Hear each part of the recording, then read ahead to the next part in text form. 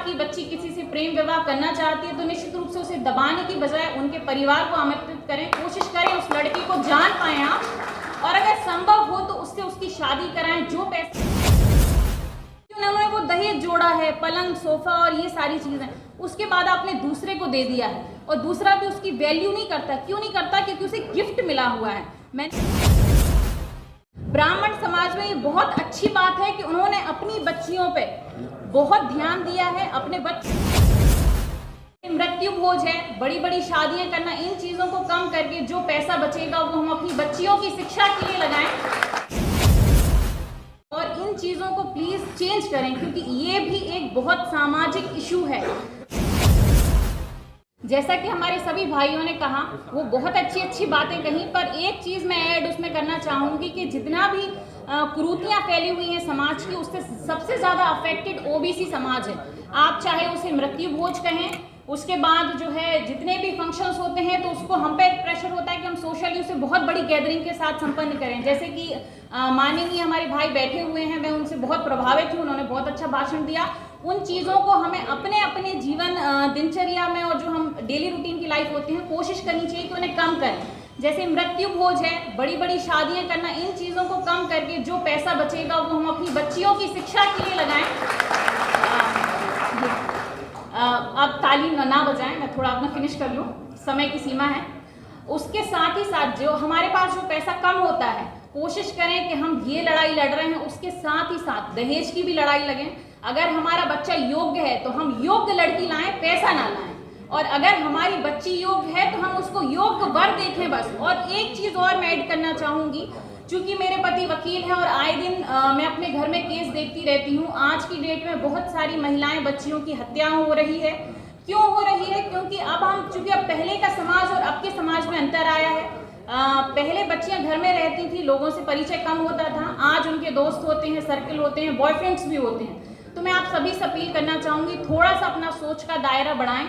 अगर आपकी बच्ची किसी से प्रेम विवाह करना चाहती है तो निश्चित रूप से उसे दबाने की बजाय उनके परिवार को आमंत्रित करें, कोशिश करें उस लड़की को जान पाएं आप, और अगर संभव हो तो उससे उसकी शादी कराएं। जो पैसा आप उसे दहेज में देते, चाहे आपकी जो आपका बजट है वो 4 लाख है, 5 लाख है या 8 लाख है, तो कोशिश करें उस बच्ची की वेल बीइंग के लिए लगाएं, चाहे वो शिक्षा हो या नौकरी हो या उसे आप घर खरीद के दे सकें।